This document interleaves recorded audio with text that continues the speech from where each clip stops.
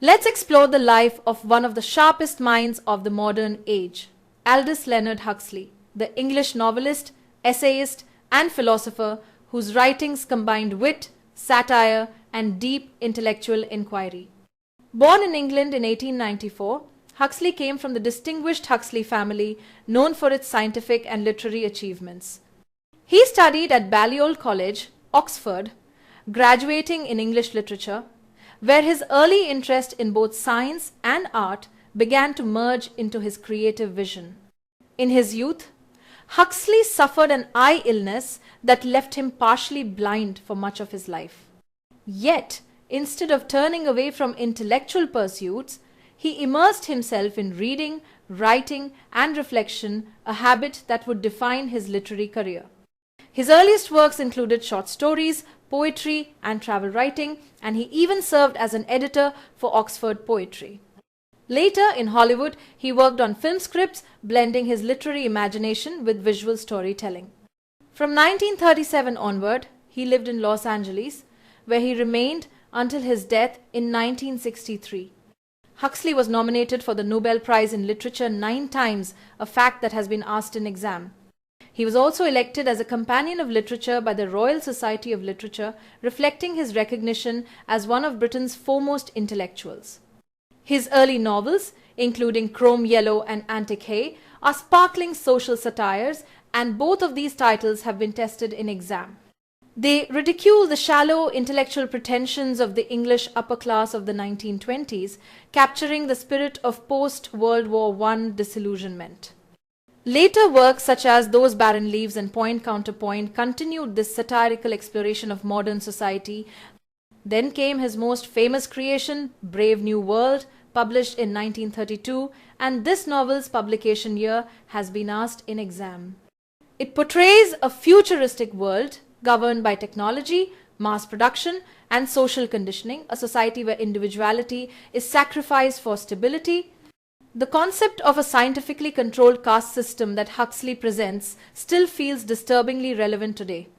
In Eyeless in Gaza, published in 1936, Huxley explored the spiritual emptiness of modern life and turned toward Hindu philosophy and mysticism, marking a major shift in his worldview. This novel's spiritual dimension has been noted in exam. His later works, such as The Perennial Philosophy, reflected his growing interest in comparative religion and Eastern thought. Over the years, Huxley's fiction became more philosophical.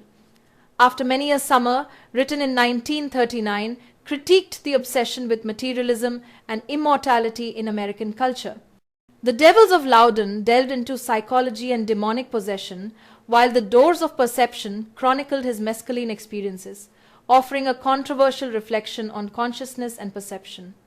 His final novel, Island, published in 1962, was a kind of spiritual counterpart to Brave New World, a vision not of dystopia but of utopia, where science and spirituality coexist in harmony.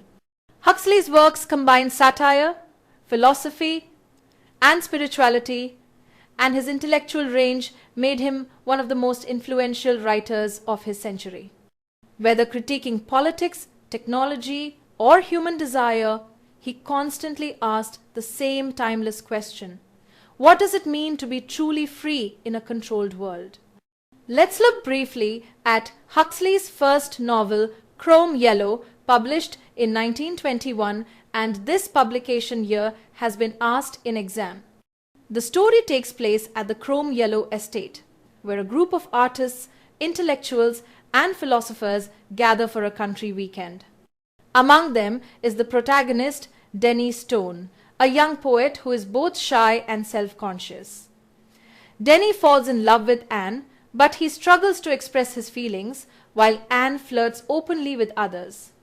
One of the key scenes introduces Mr. Barbecue Smith, a comic character who claims to write by automatic inspiration, a hilarious jab at fake spiritualism and pseudo-intellectuals.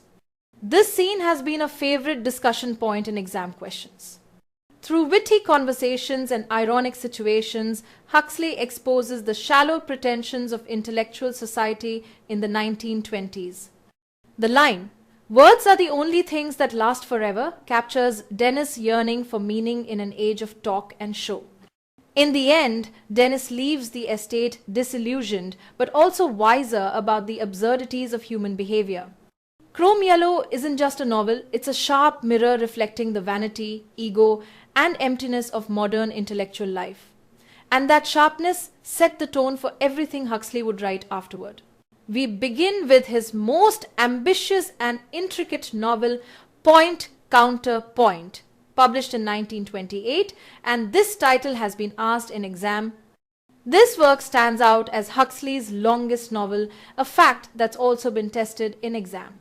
The title itself borrows from a musical concept, suggesting harmony and contrast, an arrangement where each voice has its own melody, yet all combine to form a complex whole.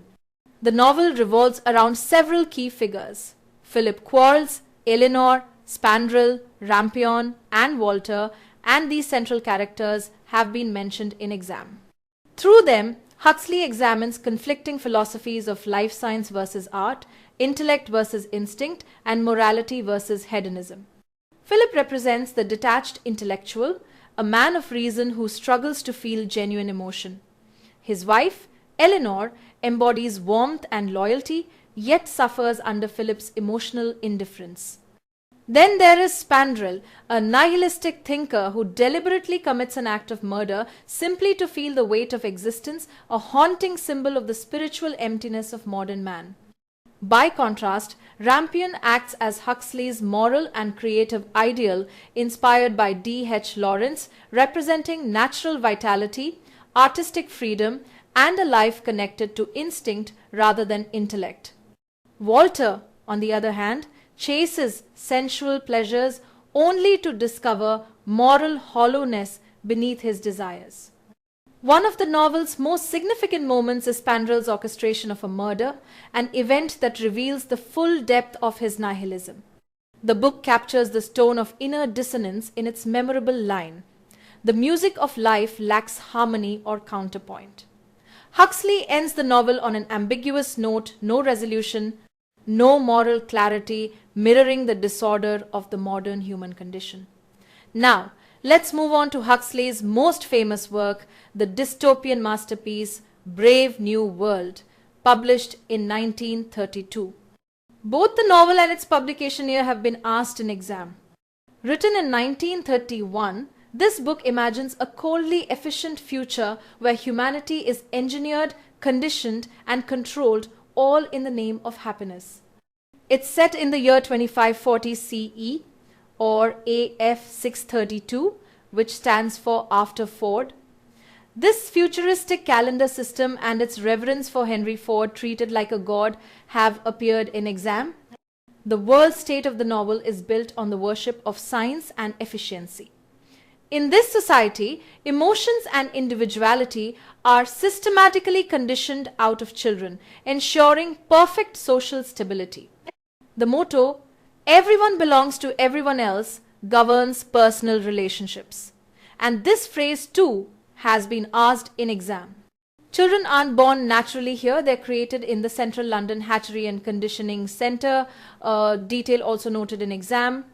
There, embryos are divided and chemically manipulated to fit into a strict caste system from alphas, the intelligent ruling class, to epsilons, the lowest laborers. This process of chemical conditioning has been tested in exam, as has the 5-part class system: alpha, beta, gamma, delta, and epsilon. At the center of the story is Bernard Marx, an alpha who feels alienated by the shallow conformity of his world. With Lenina Crown, he visits a savage reservation where they encounter Linda and her son John, both of whom are outsiders to the world state. The savage reservation episode and these characters have been asked in exam. John, known as the Savage, turns out to be the son of the director of hatcheries, a scandalous revelation in a society that has outlawed natural birth. Bernard uses the secret to disgrace the director, who resigns in humiliation after being publicly called father. John, meanwhile, becomes a tragic symbol of humanity's lost soul. His mother Linda, dies in a hospital, addicted to Soma, the state-approved happiness drug. When John protests against Soma's dehumanizing effects, chaos erupts. Horrified by the society's obsession with pleasure and control, he retreats to a lighthouse, seeking solitude. But even there, he becomes a spectacle. Tourists flock to watch his acts of self-punishment. In a frenzy of guilt and despair, he whips himself, attacks Lenina in a moment of anguish, and finally takes his own life.